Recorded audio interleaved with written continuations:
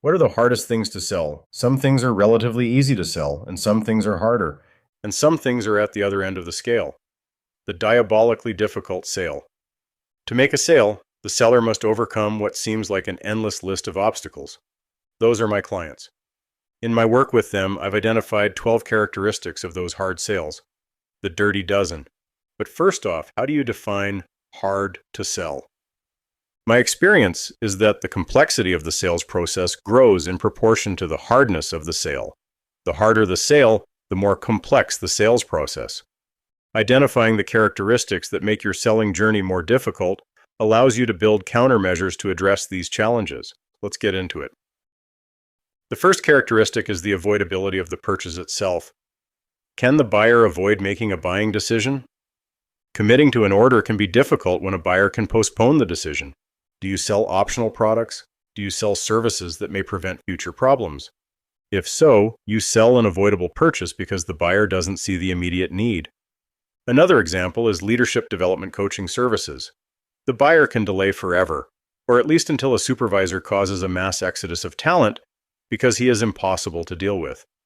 So how do you counter avoidability? The second characteristic is substitutability. Simply put, are there substitutes for what you sell?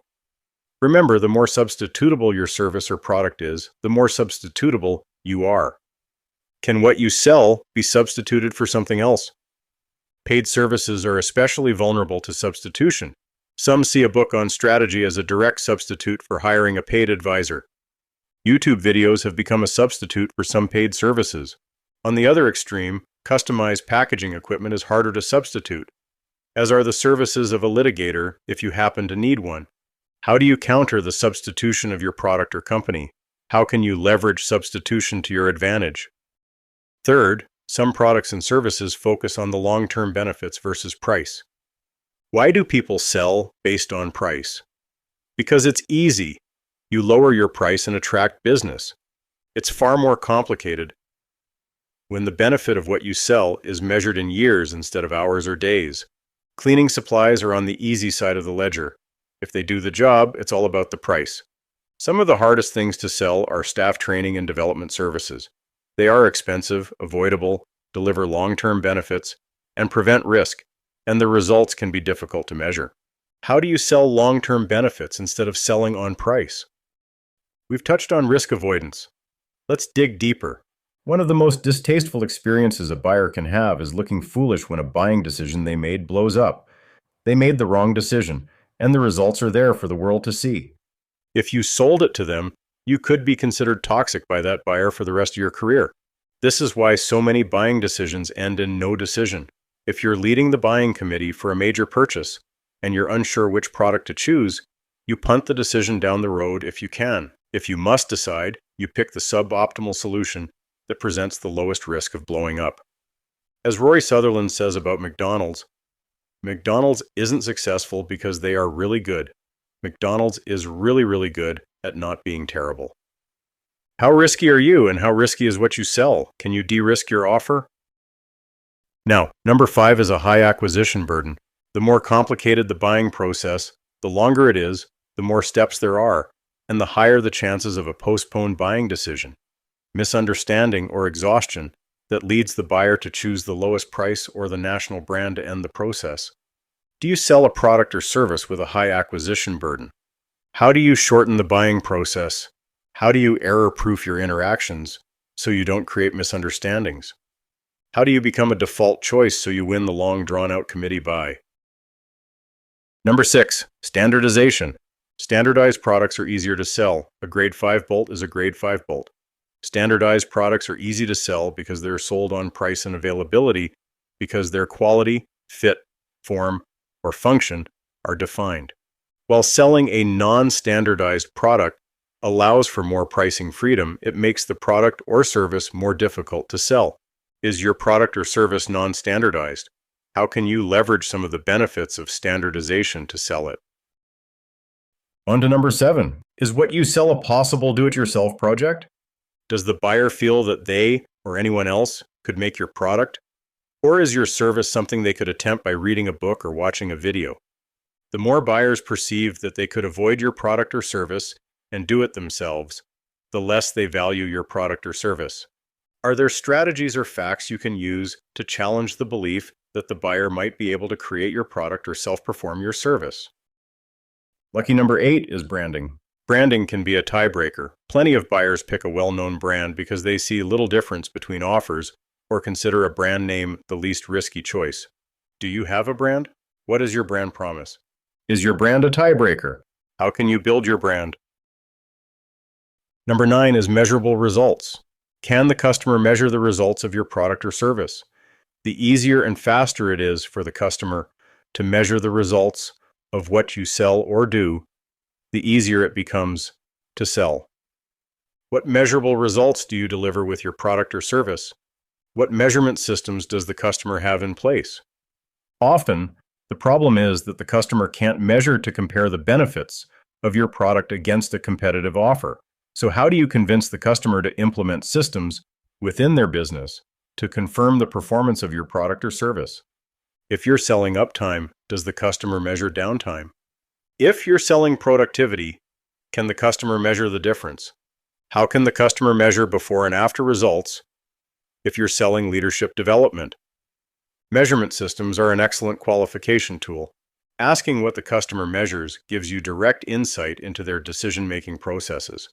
The more robust and complete their measurement systems are, the more likely their buying decisions will be based on facts and performance. Conversely, the more incomplete their measurement systems, the more likely the buyer will focus on price rather than performance. Number 10, incumbency. Incumbency can be your best friend or worst enemy. Once you are the incumbent, you have some of the easiest repeat sales. You simply deposit the money. If you're not the incumbent and trying to unseat one, you've got one of the hardest sales jobs on earth. This is why banks are so friendly to new college graduates.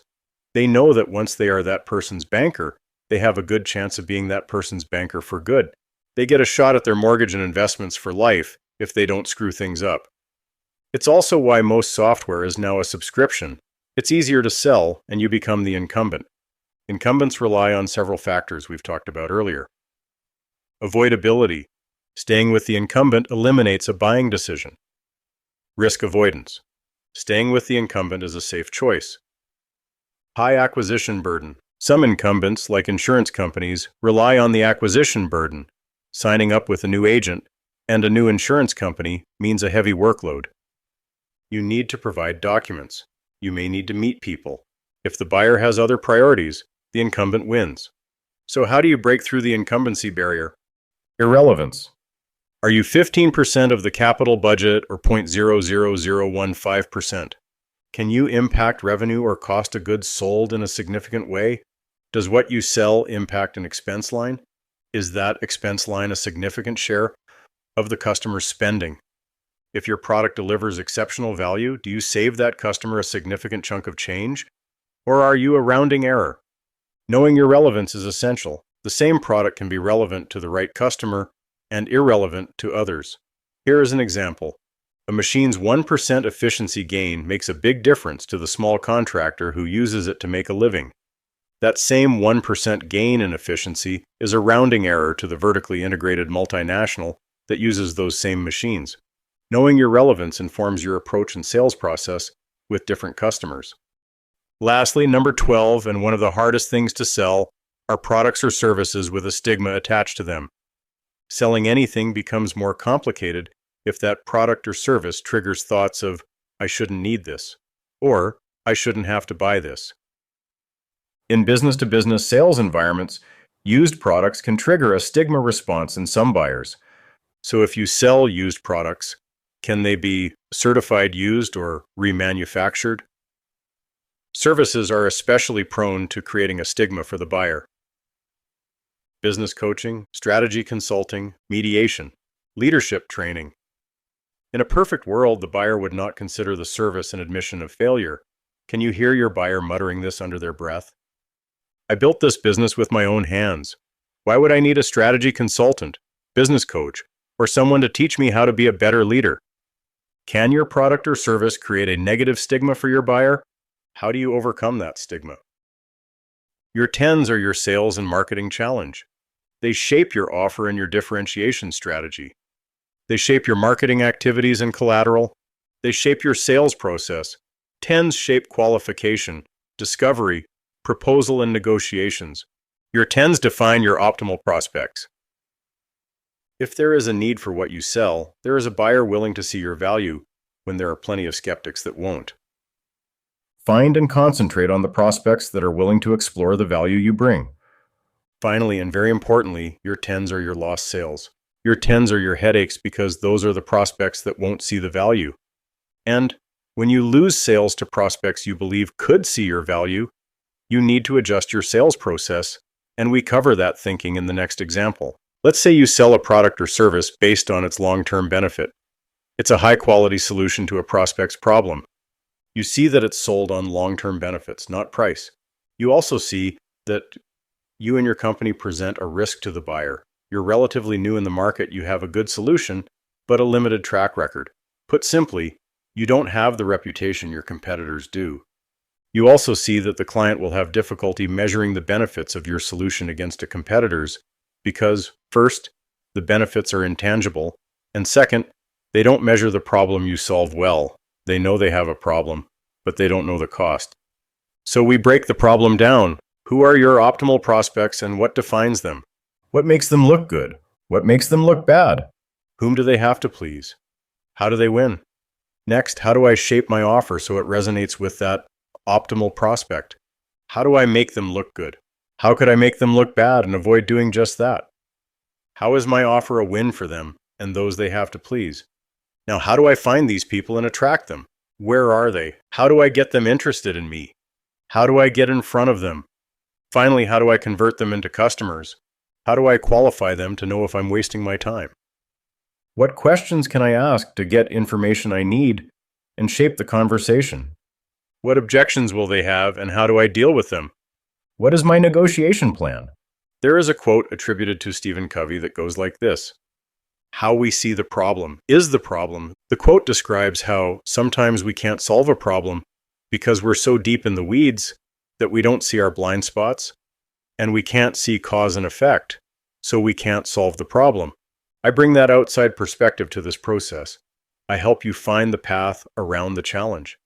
Together, we develop and implement solutions and reap the benefits faster than you can on your own. To summarize, understand where you are weakest, invert, turn the problem upside down. How can I overcome this weakness? How can I turn this weakness into a strength? Remember, your competition has the same weaknesses as you. By overcoming those weaknesses, you can turn your selling into a competitive advantage. What's your score? My clientele confronts tens, and usually several of them. I help those people turn their tens into zeros and twos. And when you understand how to do the hard things, everything else becomes easier. I'm Greg Helfrich. I help businesses and people win more deals at better margins. I can be reached at 403-325-5960 or on the web.